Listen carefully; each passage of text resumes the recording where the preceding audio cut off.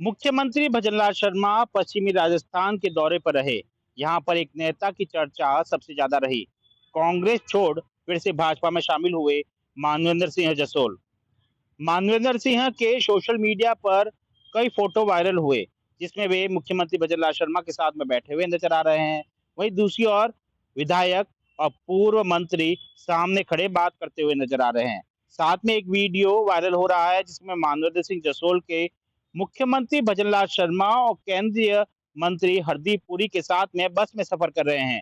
बाकी नेता दूसरी गाड़ी में सफर कर रहे हैं। ऐसे में भाजपा के आला कमान मानवेंद्र सिंह जसोल की बढ़ती नजदीकियों को लेकर अब चर्चा का विषय है। दरअसल जब सियासी और राजनीतिक नियुक्तियों की बात पहले से प्रदेश में चल रही है, तो मानवेंद्र सिंह जसोल के पहले से सियासी और राजनीतिक नियुक्तियों में जो है तवज्जो देने को लेकर चर्चाएं गर्म है। ऐसे में मुख्यमंत्री भजनलाल शर्मा के साथ में सोशल मीडिया पर वायरल होने के बाद में अब इन चर्चाओं को बल मिला है। इसका एक और भी कारण है। पश्चिमी राजस्थान में भाजपा की पकड़ कमजोर होती हुई दिखाई दे रही है। खासकर लोकसभा चुनाव के बाद में पुराने दिग्गज नेताओं को तवज्जो देकर अब भाजपा पश्चिमी राजस्थान में फिर से अपनी पकड़ मजबूत करना चाहती है। मानवेंद्र सिंह जसोल, जो कि देश के दिग्गज नेता स्वर्गीय जसवंत सिंह जसोल के पुत्र हैं। मानवेंद्र सिंह जसोल का प्रभाव वसुंधरा राजे भी जानती थी। जब भी भाजपा में रहे, भाजपा को हमेशा पश्चिमी राजस्थान से अच्छी खासी जीत मिलती रही है।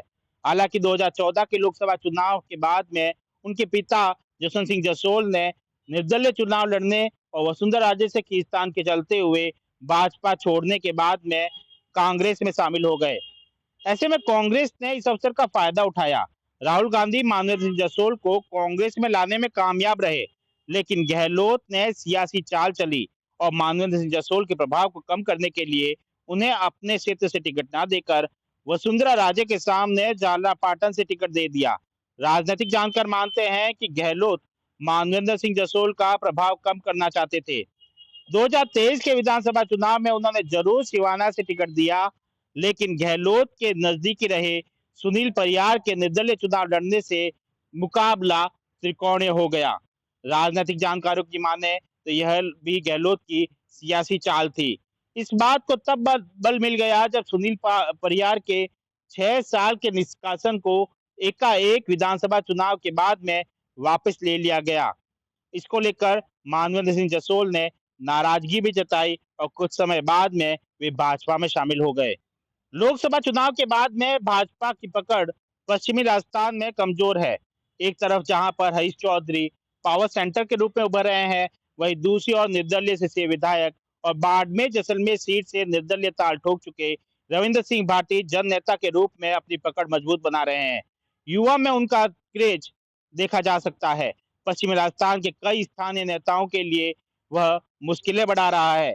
विधानसभा और लोकसभा चुनाव में रविंद्र को कई बार भाजपा में शामिल करने का असफल प्रयास किए जा चुके हैं। एक तरफ हरीश चौधरी का पावर सेंटर की तरह उभरना, दूसरी तरफ रविंद्र सिंह भाटी का युवाओं में क्रेज होना भाजपा को मजबूत विकल्प पर विचार करने पर मजबूर किया है।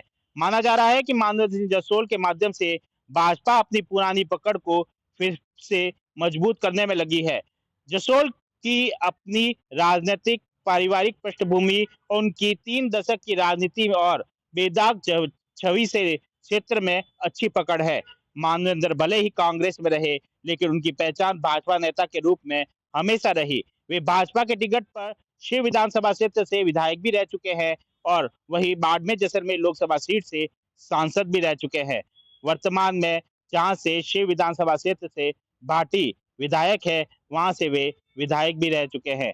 ऐसे में कहीं न कहीं मानवेंद्र सिंह जसोल की आला कमान से बढ़ती नजदीक या मुख्यमंत्री के साथ में जिस तरह से फोटो वायरल हुए, ऐसे में इस बात को बल मिल रहा है कि अब भाजपा मानवेंद्र सिंह जसोल को मजबूत करने में लगी है और ऐसे में उन्हें सियासी या फिर संगठन में अच्छा पद दिया जा सकता है।